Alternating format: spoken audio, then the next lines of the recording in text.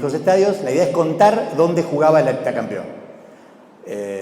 Básicamente nos vamos a focalizar en este periodo 1913-1919 y bueno, podemos empezar. Acá tenemos una foto de 1914, está el equipo campeón, pero yo la seleccioné porque abajo vemos toda una serie de trofeos complementarios. O sea, el heptacampeón no ganó solamente 7 ligas.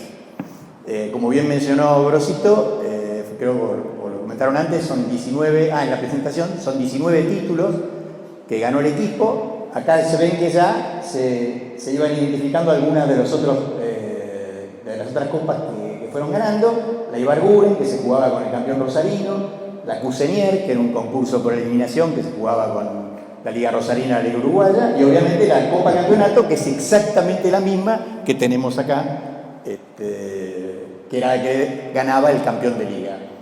Ahora, todos estos, esto me permite tratar de explicarles cómo era la estructura de campeonatos de la época. Es interesante entenderlo porque de una manera o de otra se ponían en juego casi 7 títulos por año. O sea, no es poco. Si vamos más para el lado de la izquierda, están lo que eran los torneos de liga. Cada uno de esos torneos, yo identifiqué las 3 grandes ligas del momento: Buenos Aires, Rosario, Montevideo. Cada una de esas ligas tenía un campeón por año. Eran ligas independientes. Los campeones de Buenos Aires y de Rosario jugaban una copa que se llamaba Copa Ibarguren, que fue quien la donó, que era un partido parecido a lo que hoy sería una Supercopa Argentina o alguno de esos que campeones de otros torneos juegan a un solo partido. Y lo mismo sucedió con la Liga Uruguaya, donde el campeón de Buenos Aires jugaba con el campeón de la Uruguaya. Pero después había toda una serie de competencias que a mí me gusta llamarlas competencias interligas. No soy de aquellos que las llaman copas internacionales, para mí son competencias interligas, que justamente la diferencia es que eran torneos por eliminación. Básicamente se jugaban los partidos, el que ganaba seguía, el que perdía se quedaba. Entonces, en el centro del dibujo tenemos la que se llamaba la copa más prestigiosa, que era la Thai Competition, la llamada Copa Competencia, y los equipos que clasificaban para esta final, que en general la jugaba un equipo uruguayo y un equipo argentino, competían por torneos de eliminación que están indicados arriba.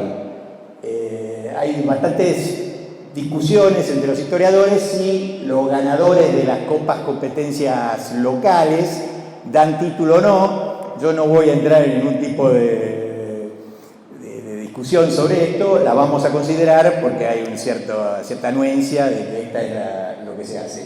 Y después se creó una segunda copa por eliminación, que era la llamada Copa de Honor, que más o menos tenía la misma estructura. O sea, los equipos rosarinos y argentinos se eliminaban entre sí, conseguían un finalista, y los uruguayos hacían lo mismo y llegaban a un finalista.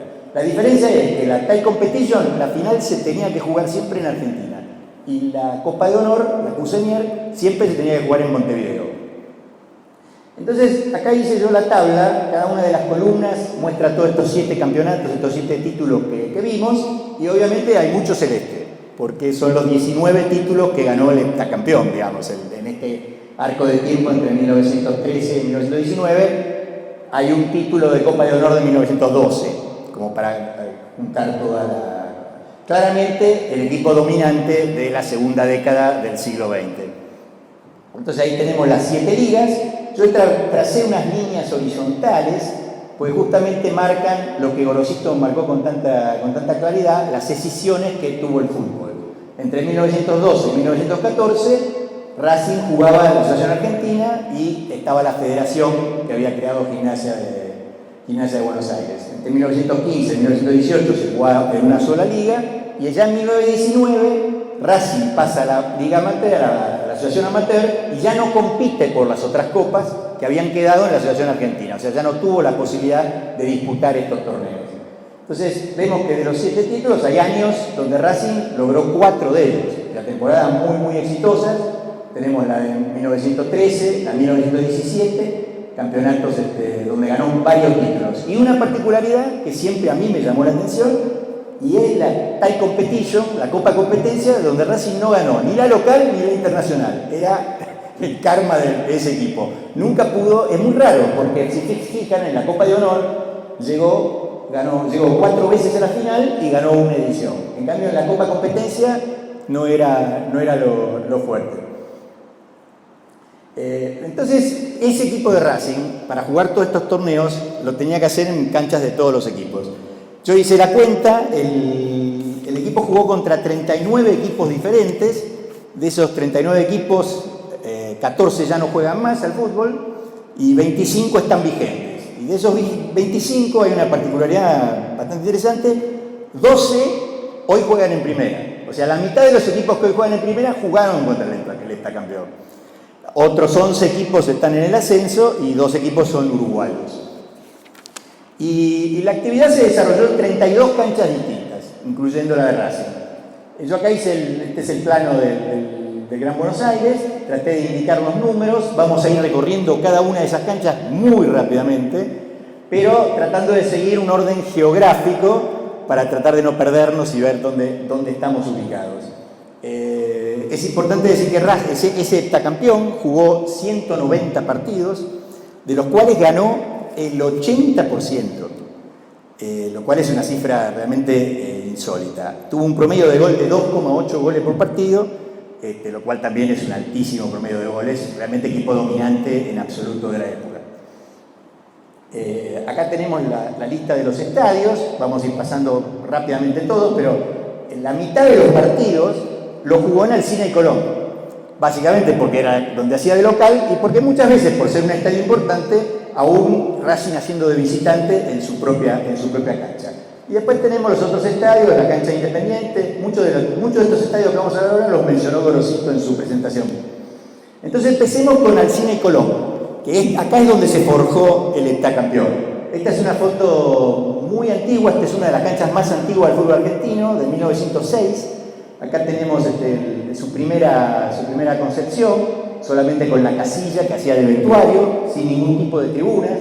Si prestan atención, al lado de la casilla hay un pórtico con hamacas, lo cual muestra que estos clubes se formaban con familias. Hay varias señoras sentadas al borde de la cancha y muchos chicos. O sea, la esencia de los clubes de fútbol es esa, es nutrirse de la gente del barrio, de la gente que estaba en el lugar. Esta es otra foto también igual, está la casilla, y también tenemos los chicos, las señoras, y si prestan detrás de la casilla empieza a visualizarse una estructura circular, una especie de quincho que tenía la cancha de Racing, que aparece en muchas fotos, y los vamos a ver cada una. Ahora, Racing asciende a Primera División en 1911, y ya la cancha sin tribunas no aguantaba. Entonces construye estas magníficas tribunas techadas al lado de la casilla original, la que está en el chalet que está en el medio, es lo mismo que veíamos en las fotos anteriores. Y a los dos costados tenemos estas hermosas tribunas techadas que le daban para la época una capacidad muy importante al estadio. Y como bien mencionó Gorosito, me gustó muchísimo tu presentación porque realmente marcaste varias cosas que ahora yo voy a tener los documentos gráficos. Este es un partido de la selección en 1912. Es ese partido que él menciona, el primer partido que jugó la selección en la cancha de Racing. La cancha era importante, si se fijan en la foto de arriba y ven la casilla original del estadio, está llena de gente viendo el partido desde arriba. El estadio completamente lleno. Una particularidad que hay que saber es por qué se jugó este partido acá. En realidad este partido se jugó acá porque se jugó en 1912, cuando Gimnasia y Esgrima de Buenos Aires ya se había escindido. Entonces el estadio de Gimnasia ya no estaba disponible para selección, y este estadio no solamente se usó para este partido, se usó para la final de la Thai Competition de ese año, porque no estaba Geva, se usó para la gira del Exeter en 1914, porque tampoco estaba Geva, y también se lo usó, como muy bien explicaste, para esa accidentada final, la primera final de un sudamericano. Bueno, esta es otra foto también magnífica, tomada desde atrás de las tribunas, esos son las dos grandes tribunas techadas, y nos permite, por un lado, ver cómo el predio ya se convertía en un centro deportivo, o sea, no era solo una cancha de fútbol. Esta es una foto de 1918 y ahí tenemos una cancha de tenis. Otra vez, los clubes de barrio, si bien eran clubes de fútbol, fomentaban el deporte en toda toda su extensión. Y si vemos, acá podemos sí tener una idea de cómo era el resto de la cancha. Creo que ven ahí un cartel que dice gol, que eran unos cigarrillos de la época, y abajo se ve como una banda blanca. Eso son las tribunas que rodeaban la cancha, y ahora las vamos a ver mejor en la foto que sigue. Y este era el aspecto que tenía el estadio. El estadio tenía tribunas en los otros tres costados, o sea, la tribuna oficial eran estas tres tribunas techadas, y los otros tres costados tenían estas tribunas muy bajas, de unos 7 escalones, se ven muy bien en la foto de abajo, que no eran las tribunas de madera que nosotros estamos acostumbrados con estructura de metal y los tablones que uno puede ver entre los tablones. Tenían el tablón horizontal y el tablón vertical. Y esta estaba pintada de blanco, por ejemplo, pero esta era, sin duda, la segunda cancha del área metropolitana. Después de Gimnasia de Esgrima no había ninguna otra cancha en esta época que tuviera esta capacidad. Yo estimo, haciendo cálculos bastante precisos, que estaba en condiciones de albergar hasta 10.000 espectadores. O sea, una Gimnasia de Esgrima probablemente tenía una capacidad de 20.000, esta era la mitad, pero era la cancha más grande después de Gimnasia. Y esta foto, para terminar entonces la parte de Alsina y Colón, donde el heptacampeón jugó la mitad de sus partidos, es la primera liga que gana Racing en diciembre de 1913, la gana precisamente en Alsina y Colón, en una final que jugó con el Club Atlético San Isidro, cancha, como pueden ver, repleta, y por eso les puse el pincho circular en aquella otra foto, para que lo vean allá, escondido detrás de las tribunas. Y ahora vamos a repasar muy rápidamente, tratando de seguir un ámbito más o menos geográfico, las otras 31 canchas donde jugó el heptacampeón. Vamos a ir rápido. La primera es la cancha de Independiente en la avenida Mitre. Esta es una cancha de 1911, una cancha importante. Esta foto es de un partido de Racing. Durante toda la presentación voy a tratar de poner fotos de partidos de Racing en las canchas que estamos viendo. Y esto también nos empieza a dar una idea de cómo eran la mayoría de las canchas. En general tenían alguna tribuna oficial de alguna importancia y el resto de la cancha era libre, no tenían otras tribunas. Los estadios empezaron así, con tribunas techadas oficiales, y el resto la gente se acomodaba en el costado, y si uno llegaba tarde se tenía que poner atrás. Racing jugó acá un partido muy importante en 1915. Este es también un desempate que jugó con San Isidro, y es para la tercera liga de las 7 que ganó Racing consecutivas. La tercera la ganó en la cancha de Independiente 1-0, y si no me equivoco, vos por ahí me vas a ayudar, creo que el gol lo hizo Marco Vecchio. Ahí está, me confirma que el gol lo hizo Marco Vecchio. Y ahí está la foto del gol. También es muy divertido, no sé si se alcanza a leer, que en el epígrafe dice que se quejaron de que el gol fue en offside. Muy gracioso. Bueno, cruzamos el riachuelo, no nos vamos muy lejos del barrio, y esta es la tribuna del estadio que tuvo River en la Dársena Sur. River tuvo 2 canchas en la Dársena Sur. Esta es la más antigua. Quise poner esta foto, que es de 1911, porque es de un partido amistoso de Racing con River, Racing con su vieja camiseta azul con la banda blanca, partido que terminó 2-2, preparatorio de la primera liga de ese año. Esta es la cancha de River, tenía, igual que como vimos con el Independiente, una hermosa tribuna techada, pero en principio no tenía más tribunas. Acá la cancha de River se inauguró en mayo, ya en agosto fue a jugar Racing, que en ese momento era el bicampeón, esto en 1915, y acá tenemos la foto de los jugadores posando juntos, y como pueden ver la cancha quedaba chica, está muy muy llena.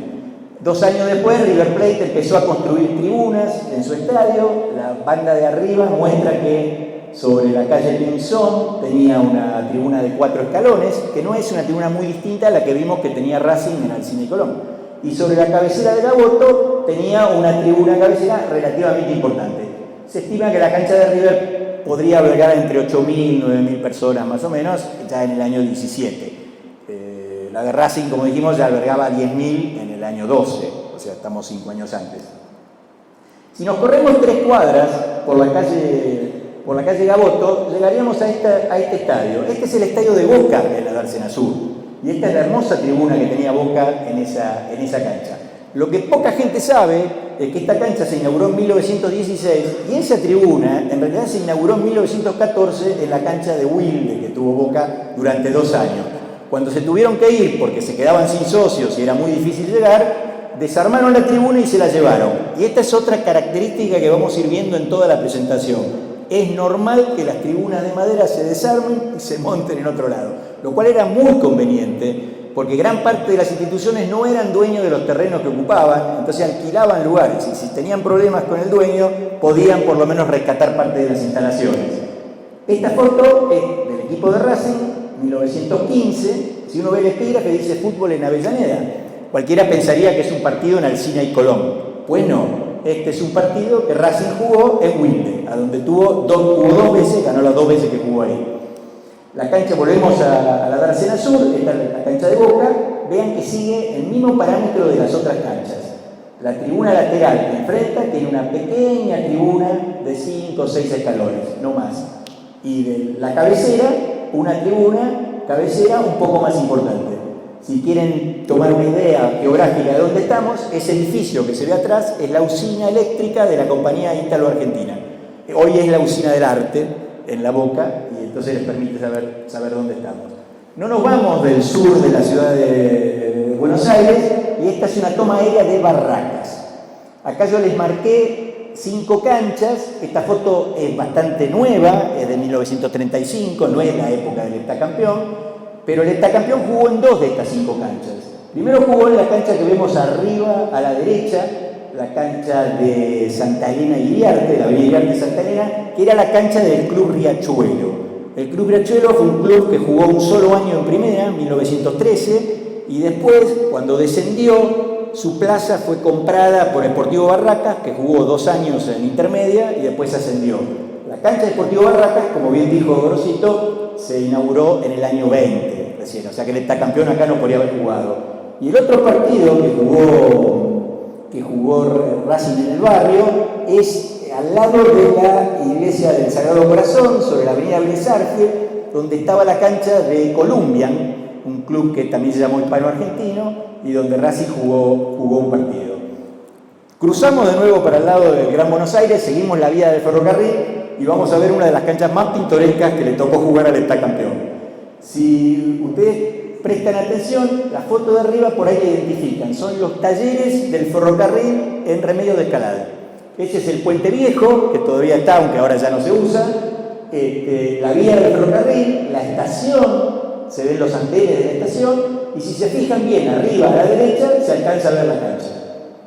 Esa era la cancha del Ferrocarril Sur, un predio muy antiguo, donde se jugaron muchísimos partidos, porque cuando en 1912 Gimnasia de Esgrima de Buenos Aires crea la Federación Argentina, la Asociación Argentina se quedó con pocos equipos.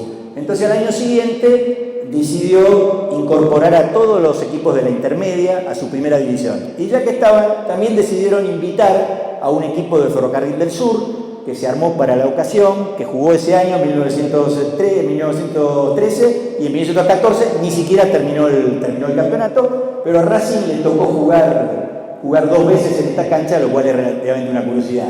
Si seguimos por la vía del ferrocarril, vamos a la estación de Banfield, y ahí tenemos otro viejo predio, que es el predio de Peña y Arenales, de Banfield, también de 1906, 1907, muy antiguo. Racing jugó en 3 ocasiones en la cancha de Banfield, que en esa época no tenía tribunas, era solamente la cancha.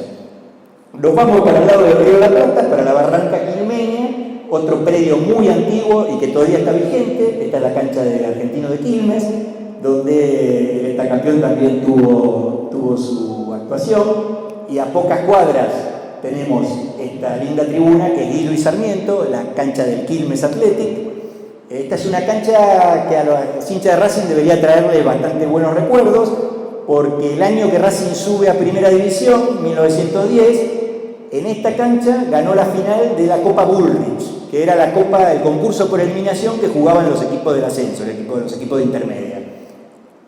Seguimos por la vía del tren y llegamos a La Plata. Este es el plano original de la ciudad de La Plata, la ciudad de las Diagonales. Yo traté de indicar con 2 puntos verdes, que creo que se alcanzan a ver, las 2 canchas que visitó Racing en esta época. La más conocida, probablemente la que se ve ahí en el bosque, es la cancha de 1 y 57 del Estudiante de La Plata, y la que se ve acá sobre la parte inferior del slide es una cancha que usó Gimnasia de Esgrima en 12 y 72. Hay que marcar que Gimnasia de Esgrima jugó una temporada en 1905 y después durante 10 años no participó del fútbol oficial. volvió en 1915, ganó el campeonato de intermedia y a partir de 1916 empezó a jugar de primera y por eso Racing visitó esta cancha. En cambio, la cancha de Estudiantes, que es una escisión de Gimnasia de Esgrima, porque cuando Gimnasia deja de jugar al fútbol, muchos socios que querían continuar fundaron el Club de Estudiantes, es otro de los predios antiguos de nuestro fútbol, es de 1907 y obviamente hoy lo tenemos muy presente porque acaban de inaugurar un estadio que en mi opinión es magnífico. Esta es la tribuna que Estudiantes de La Plata construyó en 1911, una de las tribunas más lindas que hubo en el fútbol argentino.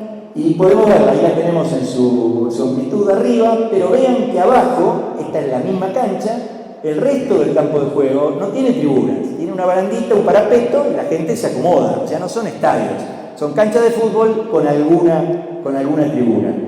Cruzamos el Río de la Plata y nos vamos a la ciudad de Montevideo. Racing jugó en 2 estadios, Racing tenía que jugar partidos oficiales porque, como les mostré, se jugaban estas copas interligas con la Asociación Uruguaya y tenía que jugar o la Copa Aldao o la Copa Cusenial. Este es el Gran Parque Central, uno de los campos de juego más antiguos del continente. Se dice que acá se juega en forma continuada desde 1900.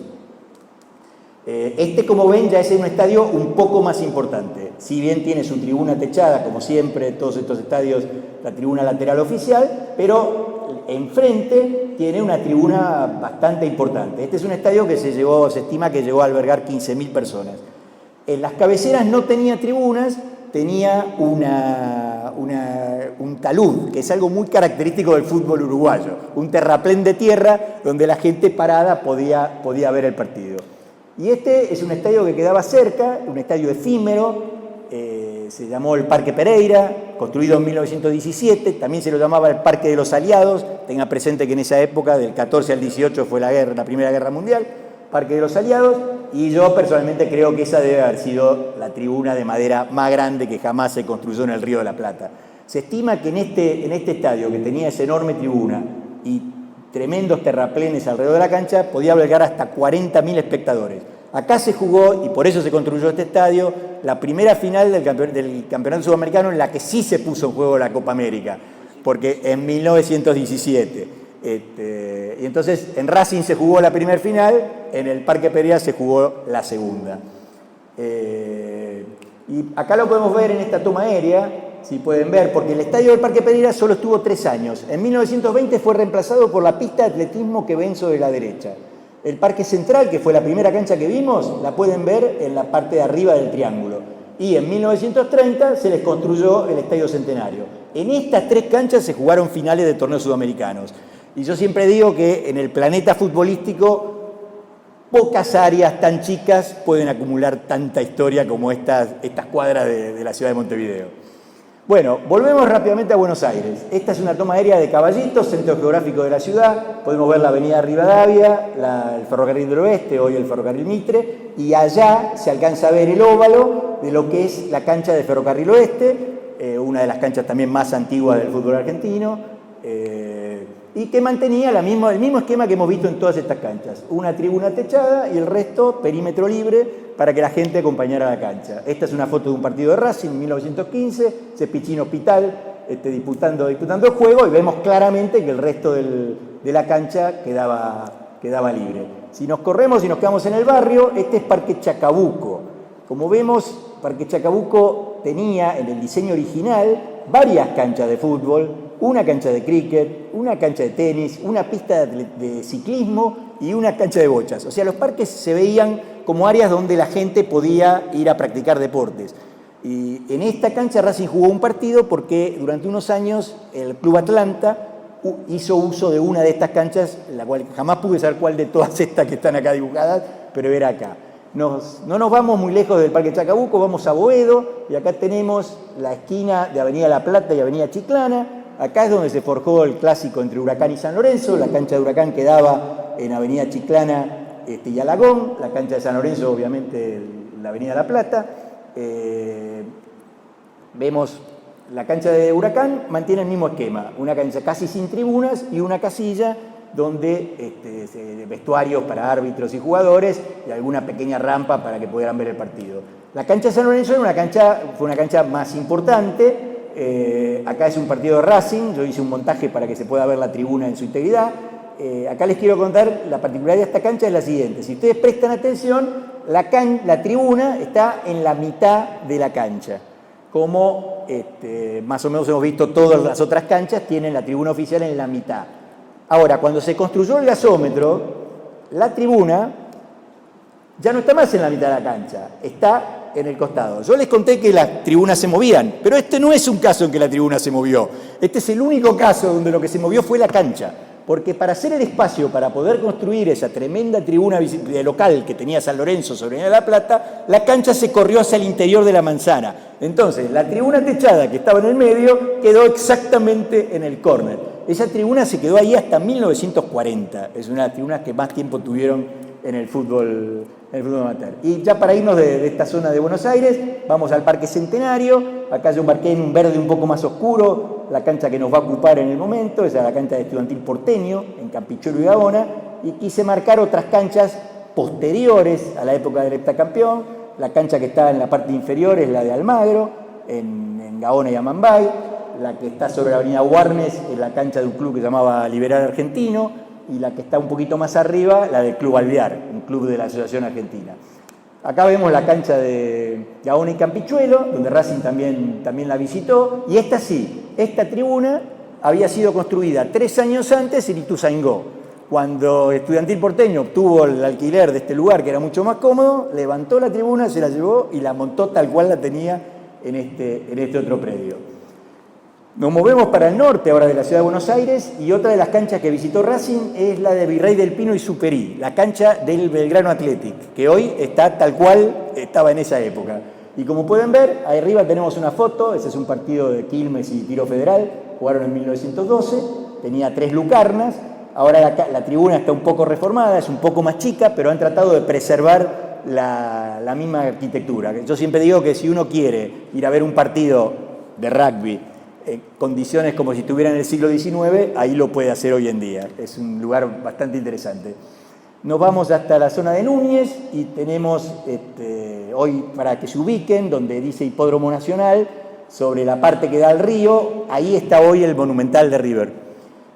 Las canchas que visitó Racing son 3 en esta parte, sobre la avenida Blandengues, que hoy es la avenida del Libertador, está la cancha de Comercio y la cancha de Platense. Un poquito más allá está la cancha de Defensores de Belgrano, que el heptacampeón no visitó, pero que hoy sí sigue estando en su lugar. Interesante la cancha, interesante la cancha de Platense, ahí en Blandengues y Madura Pedraza, porque la leyenda dice que ahí construyeron su apodo de Calamar. Yo voy a contar la historia, a mí estas historias me encantan y no me interesa chequearlas. Si la historia es buena, para mí vale. Dice que había un periodista, Antonio Palacio Sino, un periodista muy provocador, muy creativo, que un día escribió que en el barro, ustedes fíjense que está el arroyo White y está el río muy cerca, eran zonas anegables. Se jugaba frecuentemente en el barro y ahí es donde Platense daba sus mejores performances. Entonces se movían como calamares en su tinta y parece que el apodo prendió. Platense se mudó 10 cuadras por la avenida de la calle Madura Pedraza y construyó esta tribuna techada en 1917, y Racing también visitó esta cancha. Seguimos por la avenida Libertador, seguimos hacia el norte y nos encontramos con la cancha del Club Atlético San Isidro. Sigue teniendo el mismo predio, no está ya más esta tribuna, pero está ahí. Este es el partido con Racing en 1913. Esta tribuna tiene una historia muy, muy interesante. Se construyó en 1909 en una cancha que tenía el Club Banco Nación frente a la estación Colegiales, en la capital federal. Incluso el Club Alumni hizo de local en esta cancha en 1909. Cuando el Club Banco Nación tuvo que dejar el lugar, le vendió la tribuna a San Isidro, que la instaló en su cancha en 1912. Otro ejemplo de tribuna con rueditas, tribunas que se mueven.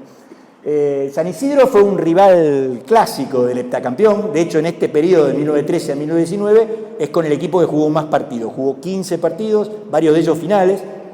Yo siempre digo que cuando Alumni dejó de jugar, Racing todavía no jugaba en primera, porque Racing jugó un año en primera, el último, un año. pero era un equipo recién ascendido, un equipo joven, y parecía que San Isidro era el equipo que estaba para tomar el lugar. Pero como bien dijo Gorosito, el lugar lo tomó la academia, no hay ninguna duda, y así fue. Y terminamos con una de las canchas también pintorescas, más interesantes, seguimos hacia el norte. Esta es la cancha que tuvo Tigre en Rincón de Milberg, o sea, un poquito más al norte de Tigre, sobre el río Reconquista, el río de las Conchas. Una cancha realmente muy brava, muy difícil de llegar, y que también tiene el mejor apodo de la historia del fútbol. Se llamaba la cancha del lechero ahogado. Y aparentemente se llama así porque este mismo periodista, Palacio Sino, le contaron que un día un lechero había caído en un charco que había en la zona y el señor escribió que el lechero se había ahogado, el nombre prendió y así se llamó esta cancha del lechero ahogado. Para terminar, entonces terminamos con la zona neurálgica del fútbol en Buenos Aires, que es la zona de Palermo. Acá pueden ver, están indicadas 3 canchas muy importantes, en todas ellas Racing jugó partidos importantísimos, la cancha de Gimnasia de Esgrima, la cancha del Club Atlético Estudiantes y la cancha del Club Atlético Porteño. La cancha del Club de Gimnasia de Esgrima, como comentaba recién, está exactamente hoy en el mismo lugar. Hoy está hecha en cemento, en ese momento era de madera, pero se mantiene en el mismo lugar. La cancha de Estudiantes, esta es una cancha, la primera cancha que tuvo el Club Estudiantes en Palermo, no es la que jugó Racing, esta es una cancha del 1903, 1904, sobre la avenida Alvear. Miren qué extraño que la tribuna, en vez de estar en el costado, como estaban todas las otras, está en una cabecera. Acá estaba la tribuna, la cancha de Estudiantes, y atrás de esa tribuna estaba la cancha de Porteño. En 1910 se celebró el centenario de la Revolución de Mayo y se hizo una gran exposición internacional en la ciudad de Buenos Aires. Se decidió que estos terrenos iban a ser la sede de la exhibición industrial. Se construyó un pabellón muy grande, los 2 clubes fueron desalojados. Estudiantes rápidamente se reubicó en esa cancha que les mostraba en el plano de Palermo, y ahí Racing jugó un partido realmente importante, fue el partido de 1913, que yo les conté que habían subido muchos equipos a primera, el campeonato empezó, se dieron cuenta de que no iban a poder terminarlo por la cantidad de partidos que había que jugar, entonces a mitad de campeonato decidieron dividir a los equipos en 2 zonas, y los ganadores de esas 2 zonas jugaron una final. Ahora, en la zona de Racing empató el primer puesto con River, y tuvo que jugar un desempate, ¿y dónde lo jugó? En la cancha de Estudiantes, en los Bosques de Palermo. Se ve bastante clara la foto sobre todo en la foto de River abajo, que es una cancha en el medio del bosque. Porteño tuvo que esperar un poquito más, 5 años, hasta 1915, para tener su cancha también en los Bosques de Palermo, pero construyó un estadio muy interesante para la época. La gente dice, tampoco lo puedo certificar, que esta fue la primer tribuna de material, yo siempre digo la primera tribuna de ladrillos, que se construyó en la ciudad de Buenos Aires. No era de hormigón, era de ladrillos, pero como ven, una tribuna muy importante. Y ahí también tengo una foto de un día que fue Racing, y como pueden ver, no alcanzaba el lugar si el campeón iba a jugar. Fíjense que el lineman está adentro de la cancha porque casi ni le dejan lugar para poder verlo. Y termina, esta es otra ahí cerca en Palermo, esto es Alvear Tagle, pero no la famosa cancha de Alvear Tagle de River, que recién se construyó en el año 23. Esta es Alvear Tagle Pabellón de las Rosas. Y todos me dirán, pero ¿esta cancha qué era? Esta es una historia fantástica, yo la llamo la cancha más pituca de todo Buenos Aires. Este gran edificio que se ve acá sobre la derecha es el Pabellón de las Rosas, era un gran salón que se usaba para veladas danzantes, era pista de patinaje, actos circenses, desfiles de carnaval, está muy vinculado a los orígenes del tango, con lo cual probablemente hoy nos puedan contar algo sobre este tema. El Armenovil es el edificio que se ve adosado en la parte superior del Pabellón de las Rosas, pero tenía unos fondos muy interesantes, con una cancha de fútbol bastante amplia, y esta cancha se usó básicamente para partidos de la Federación Argentina, pero una vez que se arregló la fusión, se jugó una final de Copa Ibarguren entre Racing y Rosario Central. De hecho, Racing salió campeón en esta cancha en ese partido. Algo que aprendí preparando esta presentación y revisando estadísticas. Ahora sí, terminamos. Esta es la cancha la cancha de Gimnasia de Esgrima. Era una de las canchas más importantes, la más importante, sin ninguna duda, de la ciudad de Buenos Aires. Esta era su tribuna emblema, pero tenía tribunas en los 4 costados, era una cancha importante. Racing jugó muchísimos partidos acá, pero una sola vez con Gimnasia de Esgrima, porque en realidad acá se jugaban todas las finales de las copas que yo les mostré que existían. Entonces acá tenemos, por ejemplo, una foto de Rosario Central. Esta es la única Copa Ibarguren de los 6 campeonatos que Racing ganó en la Asociación Argentina. Se clasificó las 6 veces para jugar la final de la Copa Ibarguren con el campeón de Rosario. Solo perdió un partido, ganó los otros 5. Este justo encontré una foto del día que perdió, pero para compensar, esta es ya del año siguiente, cuando gana la Copa, le gana Rosario Central, la Copa Ibarguren en la cancha de Gimnasia. Esta es la foto cuando le gana la Copa Ibarguren a Newell's Old Boys en la cancha de Gimnasia. Y también las 2 Copas Saldao que tiene Racing, una que le ganó a Peñarol y esta que le ganó a Nacional, las ganó en el estadio de Maldonado de Gimnasia de Esgrima. Pero un tema interesante que vimos, no sé, 10, 12, 13, 14 tribunas bellísimas. ¿Cuál fue el final de casi todas estas tribunas? Bueno, el final fueron las llamas. Como ven, casi todas estas tribunas terminaron bajo el poder de las llamas. Las malas lenguas dicen que los clubes las tenían aseguradas y cuando tenían algún problema económico mandaban incendiar sus tribunas. A mí no me consta, pero la de Gimnasia de Esgrima, que también Gorosito comentó el incidente de 1916, aquella hermosísima tribuna de Independiente terminó en el 23, hito que fue muy importante para que Independiente después quisiera construir un estadio de cemento y no un estadio de madera. Claro. La tribuna esa que vimos de Nacional, el Parque Central, también incendiada. La bellísima tribuna de San Isidro también quedó. Bueno, Banfield tuvo una tribuna posterior que tampoco sobrevivió. Ferrocarril Oeste la vimos, se incendió. Quilmes se incendió. Belgrano se incendió, por eso ahora está reconstruida en concreto. Y la de Estudiantes de La Plata, que es una tribuna que se reconstruyó en 1945, se reformó, pero también se perdió en 1960. Pero hay una tribuna que no habíamos visto y que no se incendió. Y yo les conté que Alsina y Colón es el estadio del hectacampeón. Pero también hay que recordar que Racing ganó el campeonato del año 21. O sea, ganó 8 de 9. Todos hablamos del hepta, pero también podríamos hablar del... No es fácil ganar 8 de 9, no es que ahí terminó.